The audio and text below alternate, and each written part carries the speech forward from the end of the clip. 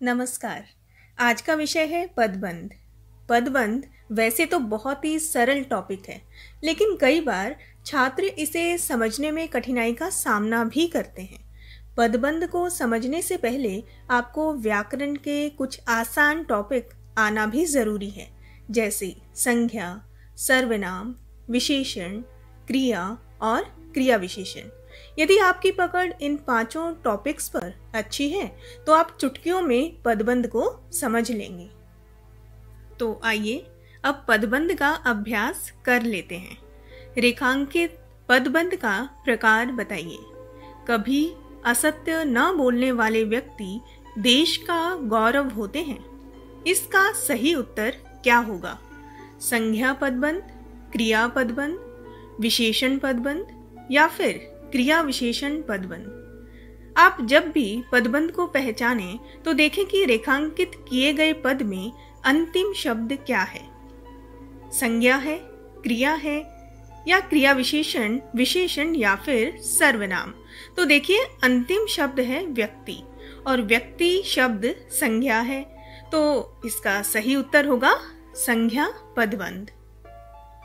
दूसरा प्रश्न इस प्रकार है, सूर्य डूबता जा रहा है। तो इस वाक्य में आप देख पा रहे होंगे कि क्रिया को रेखांकित किया गया है और क्रिया को पहचानने का तरीका है यह वाक्य के अंत में प्रयोग की जाती है, तो इसका सही उत्तर होगा क्रिया पदबंध। तीसरा प्रश्न देखिए, प्यास बुझाने वाला पनघट आज सुनसान है। इसमें भी आप अंतिम शब्द को देखेंगे, पनघट। पनघट शब्द क्या है? यह संज्ञा है, क्योंकि पनघट एक स्थान का नाम है, तो हमारा पदबंध भी संज्ञा पदबंध होगा। चौथा प्रश्न देखिए, प्यास का मारा कौवा घड़े पर बैठ गया। रेखांकित पदबंध क्या कहलाएगा? संज्ञा, क्रिया विशेषण या क्रिया विशेषण पदबंध? तो इसका सही उत्तर होगा विशेषण पदबंध, क्योंकि रेखांकित पद कौवे की विशेषता बता रहा है कि कौवा प्यास का मारा है। पांचवा प्रश्न देखिए, रमा की कल्पना में वह अद्भुत साहसी युवक था। यहाँ कौन सा पदबंध है? संज्ञा, क्रिया विशेषण या फिर क्रिया विशेषण? इसे पहचानना बहुत आसान है। अद्भुत और साहसी दोनों शब्द विशेषण हैं जो युवक की विशेषता बता रहे हैं, अतः यह विशेषण पदबंध होगा। आगे बढ़ते हैं। बालक रोता रोता घर पहुंच जाता है। पदबंध होगा संज्ञा, क्रिया विशेषण या क्रिया विशेषण? तो इसे पहचानना भी बहुत सरल है। वाक्य के अंत में क्रिया का प्रयोग होता है और पहुंच जाता है क्रियापद है, अतः उत्तर होगा क्रिया पदबंध।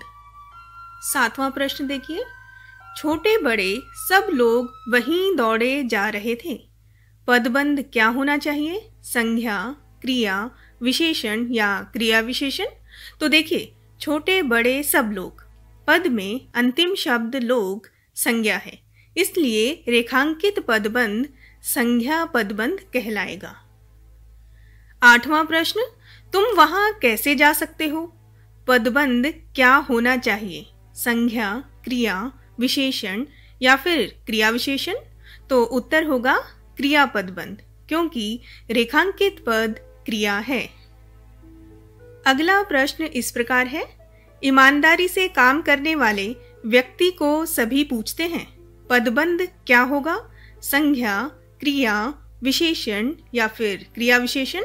उत्तर होगा विशेषण पदबंध, क्योंकि रेखांकित पदबंध व्यक्ति की विशेषता बता रहा है।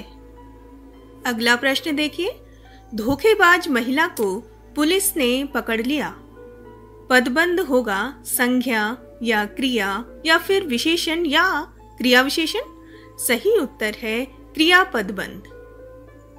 11वां प्रश्न देखिए, दिन भर काम करने वाला वह सो गया। पदबंध क्या होना चाहिए? संज्ञा, सर्वनाम, विशेषण या क्रिया विशेषण?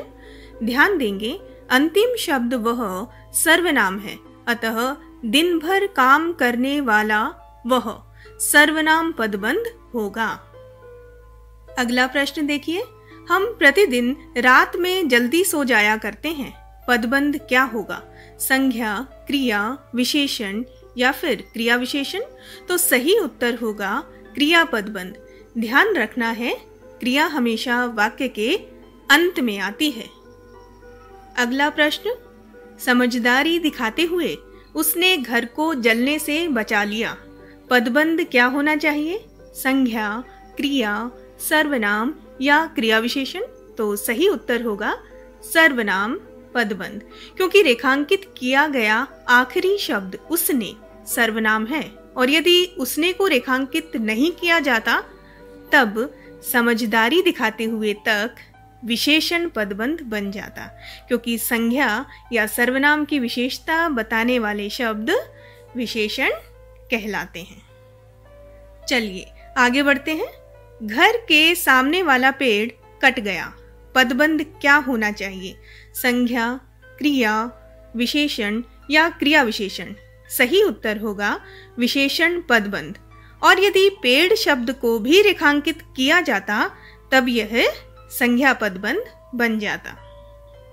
अगला प्रश्न इस प्रकार है, बंदर पेड़ पर तेजी से उछलता हुआ चढ़ गया, कौन सा पदबंध होगा?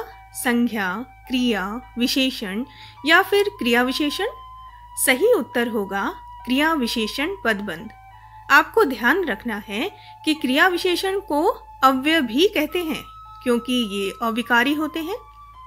क्रिया विशेषण को पहचानने का सरल तरीका है कि आपको देखना है कि वाक्य में रेखांकित शब्द किसकी विशेषता बता रहे हैं, संज्ञा की, सर्वनाम की या फिर क्रिया की। यदि रेखांकित पद क्रिया की विशेषता बता रहा है तो वो क्रिया विशेषण पदबंध बनेगा। अब इस वाक्य को दोबारा ध्यान से देखिए। बंदर पेड़ पर तेजी से उछलता हुआ चढ़ गया, यहाँ पर रेखांकित पदबंध चढ़ गया यानी क्रिया की विशेषता बता रहा है, इसलिए क्रिया विशेषण पदबंध कहलाएगा। अगला प्रश्न, छात्र परीक्षा भवन के अंदर बैठे हैं, रेखांकित पदबंध क्या होगा? संज्ञा पदबंध, क्रिया पदबंध, विशेषण पदबंध या फिर क्रिया विशेषण पदबंध?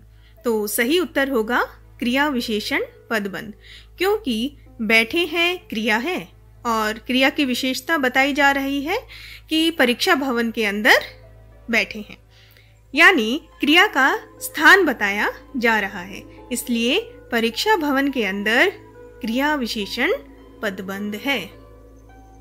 अगला प्रश्न, 10वीं कक्षा में पढ़ने वाले छात्र घर चले गए, पदबंध होगा संज्ञा, क्रिया, विशेषण या क्रिया विशेषण?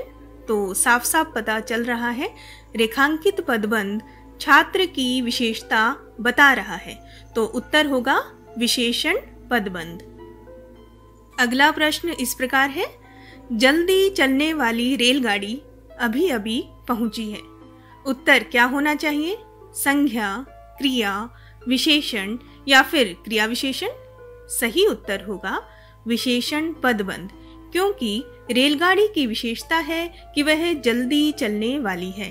यदि जल्दी चलने वाली पदबंध के स्थान पर अभी अभी पदबंध को रेखांकित किया जाता तब कौन सा पदबंध बनता?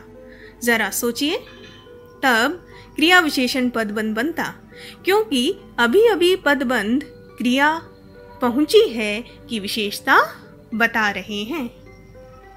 चलिए अगला प्रश्न देखते हैं, रात भर जागने वाले तुम क्या सुबह जल्दी दफ्तर पहुंच पाओगे?